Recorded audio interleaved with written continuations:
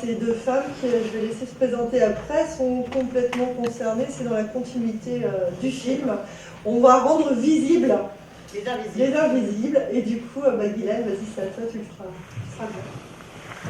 Bonjour, Guylaine, moi j'habite Saint-Malo, je suis chef de file sur la circonscription 2 des Côtes-d'Armor. Je suis sage-femme et donc c'est un métier essentiel aussi, qui n'est pas forcément très visible. On est en lutte depuis des années, moi je suis diplômée depuis 84. J'étais déjà en lutte quand j'étais élève sage-femme et je suis toujours en lutte parce qu'on a toujours des soucis, on n'est toujours pas reconnu vraiment comme profession médicale, les horaires, on a augmenté le nombre d'années d'études, on a augmenté les salaires, enfin bon, ça continue et voilà. Donc même si je ne suis pas au niveau salaire, au niveau des femmes de ménage, c'est sûr, mais bon, la lutte, c'est une lutte de femmes pareil, parce qu'on a quand même très peu d'hommes dans la profession, et je pense que c'est aussi pour ça qu'on n'avance pas. Voilà.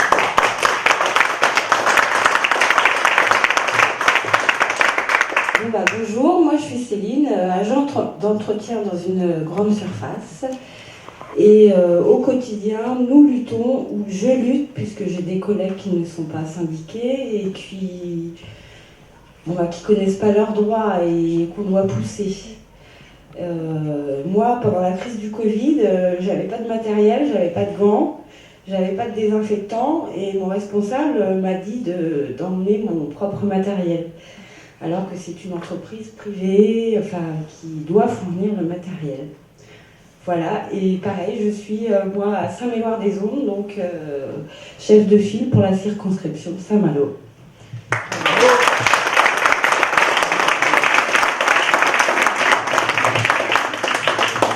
Ce film qui est extrêmement fort, et les premiers témoignages qu'on a eus montrent bien la justesse de ce film, parce que on n'est pas sur des actrices, on est bien sur la vraie vie, et que quand on porte un projet d'émancipation, ça passe d'abord par la question de l'émancipation des femmes, de l'égalité femmes-hommes, de l'égalité salariale. Et j'adore le slogan de François Ruffin, pas de présidentielle sans les essentiels. Donc moi, ce que je vous propose, c'est qu'on continue sur les témoignages, que ce soit parce que dans vos conditions de vie, vos situations professionnelles, vous souhaitez témoigner, ou bien que vous souhaitiez vous exprimer sur, pour vous, l'enjeu de la bataille égalité homme-femme, l'enjeu de la bataille de la lutte contre le patriarcat, l'enjeu de la bataille dans cette présidentielle sur l'ensemble de ces questions-là. Et sans plus attendre, je vois qu'il y a quelqu'un qui va tout de suite donner envie aux autres de pouvoir s'exprimer. Moi, je suis Catherine Deniol, je suis AESH, donc sur Dinard. Le film reflète assez bien notre situation. Moi, je fais ça depuis 14 ans. Ça va être ma dernière année. Je pouvais prendre ma retraite l'année dernière, je ne l'ai pas prise, et là, j'avoue que j'en ai un petit peu marre. La situation ne change pas. Il y a 2-3 ans, on avait encore quelques réunions entre AESH à Rennes pour pouvoir parler de nos problèmes. Donc c'est monsieur De Vries qui s'en occupait à l'inspection académique. À chaque fois, moi, je lui posais les mêmes questions quand notre situation allait changer. Quand on allait vraiment pouvoir envisager un avenir, j'avais toujours la même réponse, on y travaille, il y a des commissions qui travaillent pour ça. Ils ne devaient pas beaucoup travailler parce qu'on n'a rien vu apparaître. Donc aujourd'hui c'est toujours pareil. Donc on nous a donné quelques petits trucs, mais c'est du pipi de chat, c'est-à-dire ce qu'on nous donne d'un côté, on nous le reprend de l'autre en cotisation, donc en fait en gros rien. Moi j'ai commencé avec un contrat à 75%, et je fais partie des chanceuses, parce qu'aujourd'hui les contrats c'est 62%, donc c'est-à-dire que les gens gagnent 800 €. Donc, et en plus ils enchaînent, il faut, je crois que c'est 2 CDD de 3 ans avant d'avoir un CDI. Et encore, moi je connais beaucoup de mes collègues qui avaient fait leurs 6 ans. Et à la fin, on leur a juste dit que, en fait, non, ils n'avaient pas besoin d'eux. Donc ils ont été obligés de chercher autre chose, alors qu'on manque d'AESH, puisqu'il y a beaucoup de gens qui s'en vont, qui en ont marre. Et donc je pense qu'à terme, si ça ne bouge pas, malheureusement pour les enfants qui auront besoin dans les écoles, il ne va plus y avoir d'AESH ou d'AVS. Oui, parce qu'en plus, on fait plusieurs contrats, il y a des AVS, des EVS. On fait tous la même chose, on n'a pas le même contrat et on n'a pas les mêmes conditions. Donc c'est vraiment scandaleux. C'est l'éducation nationale, malheureusement. Et j'ai peur que ça ne change pas. Franchement, je ne suis pas très optimiste. J'aimerais. Oui, on peut espérer. Donc voilà, en fait, il y a beaucoup de problèmes. C'est vrai qu'avec 800 €, je pense que les gens ne peuvent pas vivre. D'autant plus qu'on nous a mis maintenant le PIAL. Le PIAL, c'est pareil, c'est un véritable scandale. C'est pas forcément de leur faute à eux, parce que c'est des gens qui sont directeurs d'école qui s'occupent du PIAL, donc ils n'ont pas que ça à faire. On leur demande beaucoup de choses. Donc ils sont obligés d'optimiser le travail des AESH. Et en fait, ce qui se passe, c'est que dès qu'ils ont une demande un peu plus pressante qu'une autre, s'il y a une AESH qui a quelques heures de libre, ils vont l'enlever d'une école, voire même si elle est employée dans une école, ils vont l'envoyer ailleurs sans lui demander son avis. Moi j'ai une collègue comme ça, vendredi dernier, qui a reçu un mail le soir. Ça faisait depuis la rentrée qu'elle était dans une école, et elle était dans un lycée autrement. Et on l'a envoyée du jour au lendemain dans une école maternelle, sans son avis évidemment, pour s'occuper d'un enfant qui ne relève pas d'une AESH, mais plutôt d'un institut spécialisé. Parce que ce qu'il faut vous dire aussi, c'est que les instituts spécialisés, maintenant, il n'y en a quasiment plus, il n'y a plus de place. Donc en fait, ces enfants-là, on les met dans les écoles... Ça s'appelle l'école inclusive normale. Sauf que parfois, c'est pas possible de les intégrer dans une école normale. Ça met des classes en difficulté, des professeurs en difficulté. Je connais d'autant plus l'enfant qu'elle va avoir, parce que moi je m'en suis occupée pendant 8 jours, et c'est vrai que c'est pas un cas qui devrait être dans une école normale, il devrait être dans un institut spécialisé, pour son bien, pour le bien de ses parents. Malheureusement, ces instituts ferment. Pourquoi ? Parce que ça coûte trop cher à l'État. Donc les éducateurs spécialisés, ça coûte cher. Les AESH, ça coûte moins cher. Donc voilà, donc c'est au détriment de tous les enfants, des parents. Voilà, c'est l'image de l'éducation nationale aujourd'hui, malheureusement. Voilà.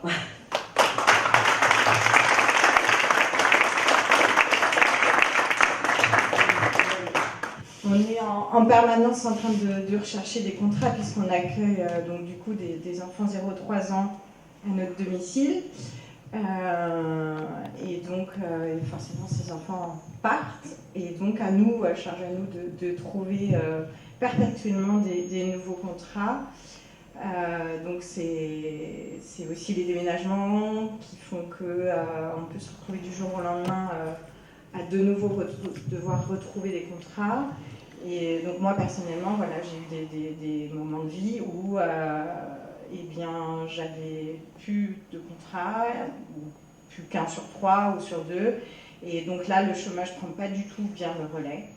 On est très mal, alors qu'on a bien des cotisations qui vont comme tous les salariés, mais donc nous, ça, je ne sais pas pourquoi, ça ne marche pas bien. On n'a pas le droit. Faut savoir qu'on n'a pas non plus vraiment de plan de formation possible, puisqu'en fait, on n'a pas de remplacement possible.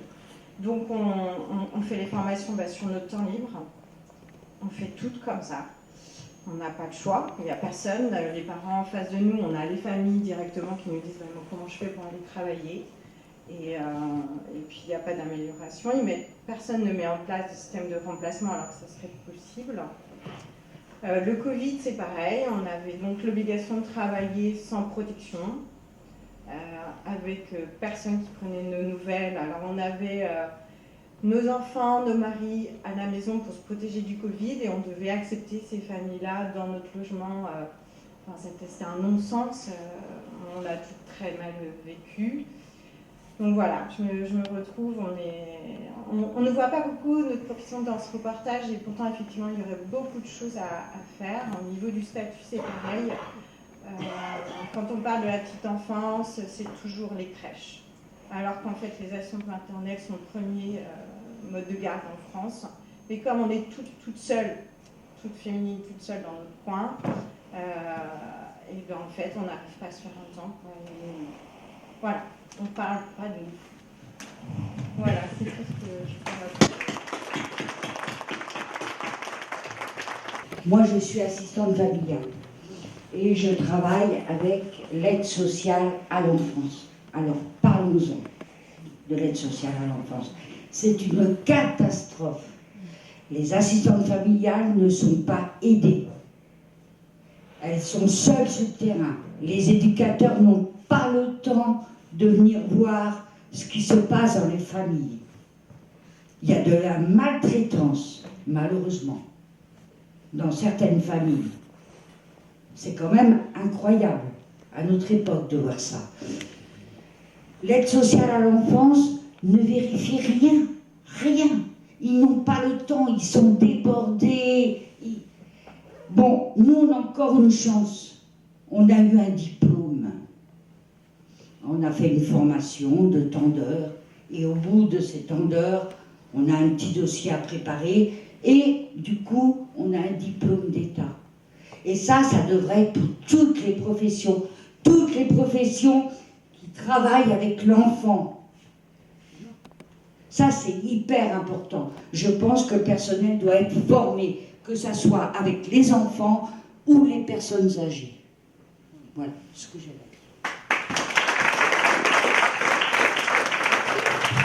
Il y a un truc qui a été dit dans le film, pourtant, c'est une question de choix politique. Et ça, c'est quelque chose parfois qu'on peut mettre en avant. Quand les gens nous demandent, oui, mais on ne peut rien changer, on est là, enfin bref, comme si on était soumis à un diktat, d'ailleurs on l'est. Et c'est vrai qu'au niveau des choix politiques, on voit bien que c'est possible. On a vu qu'à Dieppe, effectivement, c'était possible que les femmes, effectivement, d'ailleurs, elles avaient des groupes de parole, elles étaient bien plus épanouies que les autres, je ne sais pas si vous avez remarqué, mais enfin bon, bref, c'était des battantes. Les autres aussi, et moi je dis heureusement que ces femmes sont chaleureuses, qu'elles ont l'amour en elles, enfin qu'elles ont envie, parce que sinon il n'y aurait personne.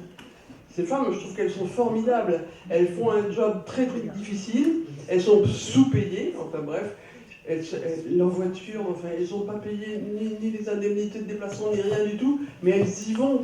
Et comment elles vivent? Elles ont toutes le sourire. Ouais, elles ont le sourire. Et je ne sais pas si vous avez remarqué, il y en a très peu qui ont des vies enfin courantes, pas normales, mais courantes, familiales. Il n'y en a aucune qui nous parle de son bonhomme qui l'attend le soir à la maison. Hein. Je crois que leur boulot fait aussi que, en fait, elles sont battantes mais seules. Non, je voulais juste dire, je suis enseignant et en fait, et donc syndiqué, donc de la France Insoumise, et dans une réunion syndicale, une femme, une fois, a dit dorénavant, on va mettre un chrono pour chronométrer le temps de parole des hommes et des femmes. Quand elle a dit ça, moi, ça m'a un peu heurté. Je me suis dit, oh, quand même, voilà, c'était une réunion de la CGT, voilà, on est entre camarades. Bon, donc ça a suscité une sorte de quand même mouvement de la part des copains, et puis en fait, elle l'a fait, elle a minuté. Et là, c'est vraiment sans appel, hein, d'accord? Donc bon, moi, moi, ça m'a bouleversé, et c'est des petites choses comme ça qui m'ont fait prendre conscience de cette inégalité, et donc bon, je pense que c'est un vrai combat, et dans le programme de l'avenir en commun, il y a quand même pas mal de choses qui peuvent faire avancer les choses. Voilà. C'est vrai que souvent on se dit il n'y a pas beaucoup de femmes, il y a majoritairement des hommes, et pour cause, ça colle jamais avec des horaires pour pouvoir s'occuper des enfants, etc. Donc effectivement, la femme, la plupart du temps, elle a deux rôles à jouer, elle ne peut pas à la fois faire de la politique et quand elles sont jeunes, quoi. Donc du coup, on n'est que des vieilles. Il y a une BD que je trouve excellente, j'aime bien le support BD en fait, parce que c'est un moyen d'apprendre des choses, et justement l'auteur et dessinatrice s'est inspiré de vie de femme, et c'est Merci Patron, parce que c'est l'histoire d'agricultrice, d'apicultrice, et où quand quelqu'un arrive à la ferme, c'est il est où le patron? Alors que non, c'est la nana, la patronne, ou la non-patron, mais finalement, on ne reconnaît pas cette capacité-là. C'est quand il y a une nana au téléphone, on va dire passez-moi le chef, hein, et non, pas forcément en fait. Donc ce serait bien que ça change. Moi, je fais un métier qu'on qualifierait plutôt de métier d'homme, je suis pompière. Et quand on dit ça, les gens disent pompière, c'est moche. Ah ouais, et alors ça peut se pompière, c'est encore pire. Ça fait quand même plus d'une dizaine d'années que c'est passé. Ouais, c'est vrai. Et des fois, quand des gens me demandent, je dis bah oui, je suis là pour faire le café, puis je m'occupe des bébés. Et si le public a envie de croire ça, la personne va le croire. Et c'est vraiment arrivé que la personne reparte avec cette idée-là. Parce que je préfère en rire, parce que sinon ce serait à pleurer en fait de se dire qu'en 2022 finalement, de féminiser un nom, ça transforme un métier en sous-métier, alors que je fais la même chose. Donc voilà.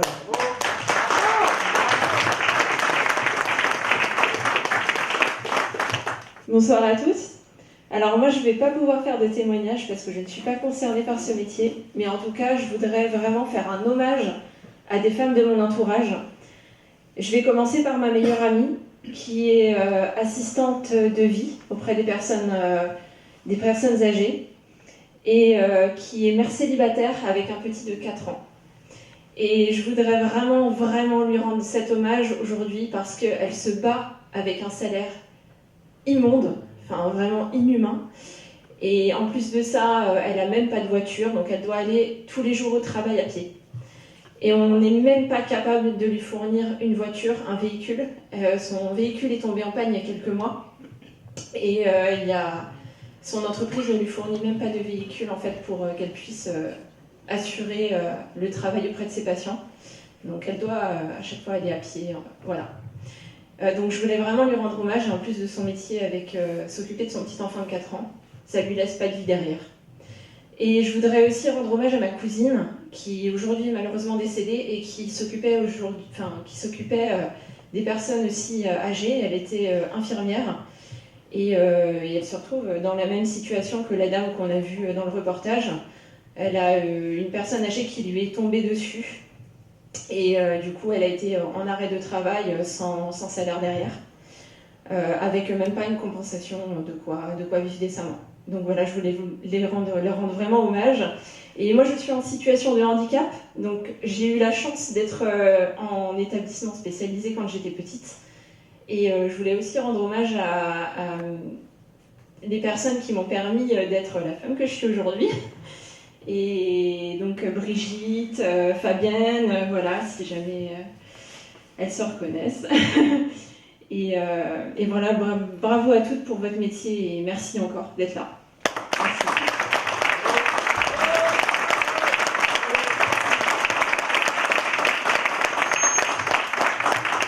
Dans le domicile avec beaucoup de problèmes de santé.